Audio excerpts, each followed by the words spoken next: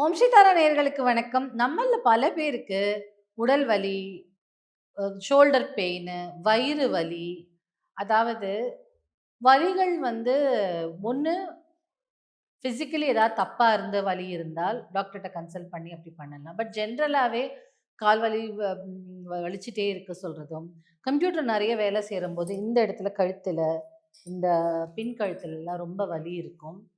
Strain பண்றதுனால, அந்த மாதிரியான வலி. அந்த மாதிரியான உடல்ல அ நெறைய ஸ்ட்ரெஸ் எடுத்துட்டதுனால வலி இருக்கலாம்.